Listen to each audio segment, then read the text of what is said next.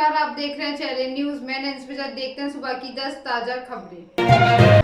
छुट्टी पर आए सीआरपीएफ जवान की गोली मारकर हत्या। जम्मू कश्मीर की शोपियां जिले में शनिवार को आतंकवादियों ने केंद्रीय रिजर्व पुलिस बल के एक जवान की गोली मार के हत्या कर दी। पुलिस ने ये जानकारी दी। पुलिस ने एक अधिकारी ने कहा, शाम करीब 7:35 पर आतंकवादियों ने दक्षिण कश्मीर में शोपियां जिले के चेक छोटी पोरा इलाके में सीआरपीएफ के जवान मुख्तार अहमद पर अंधाधुंध गोलियां चलाई।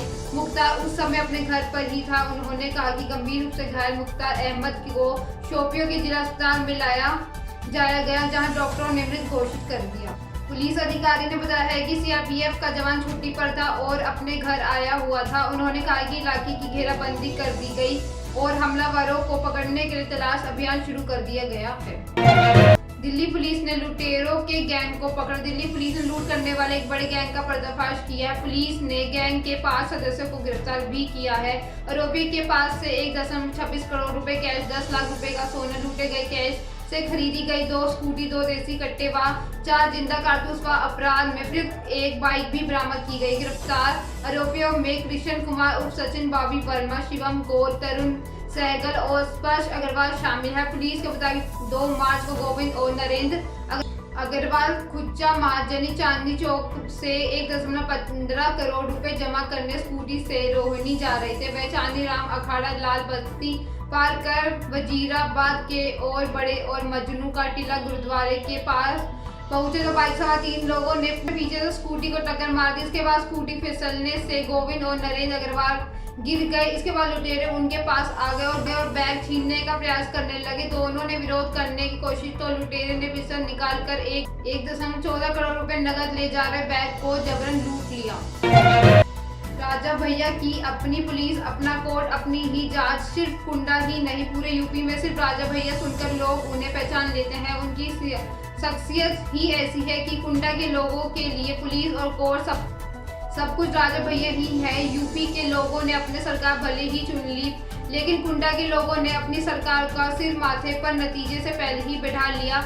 यह राजा भैया का दरबार लगना शुरू हो गया है। दरबार सिर्फ किसी विधायक भर का नहीं है, कुंडा के लोगों के लिए यही अदालत है। बेती महल में लगने वाले इस दरबार में सुनवाई होती है। पीड़ित और आरोपी पक्ष के लोग बाकायदा जिरा करते हैं। सबूत और गवाहों को हाजिर नाजिर मानकर फैसला सुनाए जाते हैं। यहाँ के न्यायाधीश खुद राजा भैया होते हैं।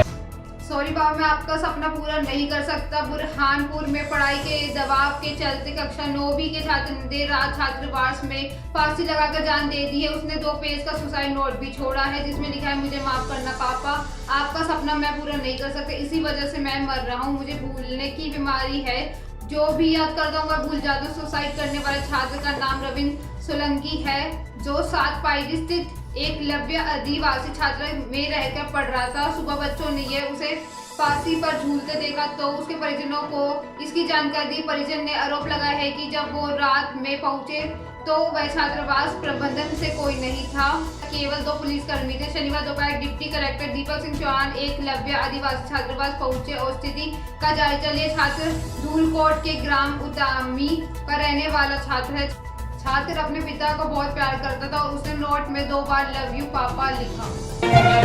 दरभंगा में मेडिकल स्टूडेंट्स ने 4 दुकानों को फूका। दरभंगा के डीएमसीएच में शुक्रवार की देर रात मेडिकल स्टूडेंट्स और मेडिकल शॉप चला रहे दुकानदार के बीच बहस हो गई। मामला इतना बढ़ा गया कि आक्रोशित छात्रों ने कैंप्स के भीतर ही 4 दुकानों पर पेट्रोल छिड़कर आग लगा दी। वहीं 4 लोगों को जिंदा जलाने का प्रयास किया। मौके पर पहुंची पुलिस ने किसी तरह मामले को शांत कराया। हालांकि छात्र इतने उग्र हो गए कि 2 पुलिसकर्मी भी इस झड़प में घायल हो गए। इस संबंध में मेडिकल छात्रों ने कुछ भी बताने से इनकार किया। मेडिकल दुकान का मालिक जावेद खान से मिली जानकारी के अनुसार स्टूडेंट्स मेडिकल शॉप से सटीक किराना दुकान में मैगी खरीदने पहुंचे थे। उस समय किराना की दुकान पर दुकानदार नहीं था। मेडिकल शॉप के एक स्टाफ ने छात्रों को थोड़ी देर इंतजार करने के लिए कहा।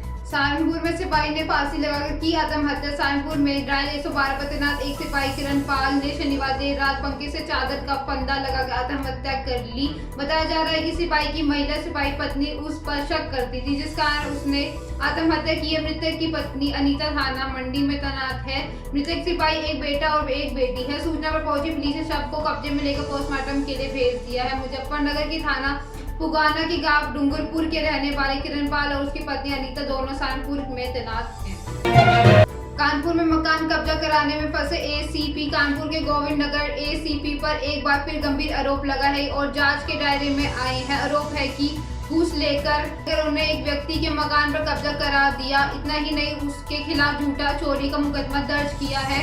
इसमें बड़ा एसओ और यादव मार्केट चौकी इंचार्ज की भूमिका भी संदिग्ध पाए जाने पर जांच की जद में आए हैं। जल्द ही दोषी पुलिस कर्मियों के खिलाफ बड़ी कार्रवाई होगी। पीड़ित ने पुलिस अफसरों से मामले की शिकायत की और एडीसीपी मनीष सोनकर की जांच में पूरे मामले का खुलासा हुआ। जांच में सामने आया है कि 2014 में बरन निवासी महादेव ने अपनी ईडब्ल्यूएस कॉलोनी का सौदा उमराव नाम के शख्स से 35 लाख रुपए में किया था। उमराव ने 10 लाख रुपए देकर रजिस्ट्री तो करवा ली, लेकिन पूरी रकम नहीं दी। इस बात को लेकर दोनों में विवाद खड़ा हो गया। महादेव ने कब्जा नहीं दिया। उमराव ने 2015 में महादेव के खिलाफ बड़ा थाने में धोखाधड़ी का मामला दर्ज कराया, जिसमें केस चल रहा है।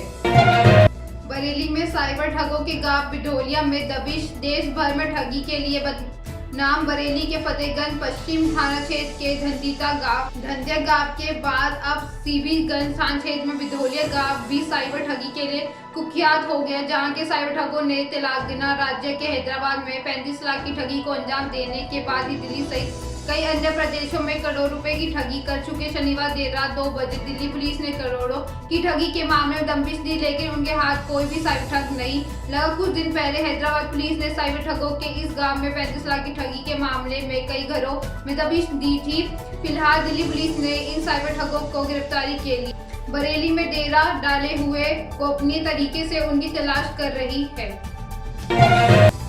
सबसे ज्यादा गोल दागने वाले फुटबॉलर बने रोनाल्डो। मैनचेस्टर यूनाइटेड के स्टार स्ट्राइकर क्रिस्टियानो रोनाल्डो ने प्रोफेशनल फुटबॉल इतिहास में सबसे ज्यादा गोल करने वाले खिलाड़ी बन गए हैं। रोनाल्डो ने शनिवार को प्रीमियर लीग में टॉटनहम के खिलाफ 12वें मिनट में अपने करियर का 805वां गोल किया। मैच ने रोनाल्डो ने हैट्रिक भी बनाई। उन्होंने 38वें मिनट में दूसरा और 81वें मिनट में तीसरा गोल दागा। इसी के साथ क्लब और देश का मिलाकर रोनाल्डो के 807 गोल हो गए। इस मामले में रोनाल्डो ने जोसेफ बिकन को पीछे छोड़ा। बिकन ने क्लब और देश के लिए किए गए गोल को मिलाकर 805 गोल दागे थे। आलिया भट्ट और रणबीर कपूर की शादी की नई डेट आई सामने। आलिया भट्ट इन दिनों हाल में ही रिलीज हुई अपनी फिल्म गंगूबाई काठियावाड़ी को लेकर चर्चा में बनी हुई है। इसके अलावा अपने बॉयफ्रेंड रणबीर कपूर से शादी को लेकर सुर्खियों में बनी रहती है। अब दोनों की शादी की नई डेट सामने आई है। बताया जा रहा है कि कपल अब अक्टूबर 2022 में ही शादी करेंगे। इससे पहले खबर आई थी कि रणबीर आलिया दिसंबर 2022 में शादी के बंधन में बंधेंगे। हाल ही कपल की तरफ से शादी को लेकर अब तक कोई ऑफिशियल अनाउंसमेंट नहीं की गई है। आलिया और रणबीर की शादी पिछले साल ही हो जाती, लेकिन कोरोना महामारी के कारण उनकी शादी पोस्टपोन हो गई। इसके बाद खबर आई थी कि दोनों एक साल में अप्रैल महीने में शादी कर लेंगे, लेकिन अब कंफर्म हो गया कि उनकी शादी अप्रैल में तो नहीं होगी, क्योंकि अगला महीना शुरू होने से सिर्फ 20 दिन बाकी रह गए और दोनों की फैमिली ने किसी भी तरह का तैयारियां शुरू नहीं की हैं। ये थी सुबह की 10 ताजा खबरें। ऐसी अपडेट्स के लिए बने रहे हमारे साथ। हमारे चैनल को लाइक करें, कमेंट करें एंड सब्सक्राइब करना ना भूलें। धन्यवाद।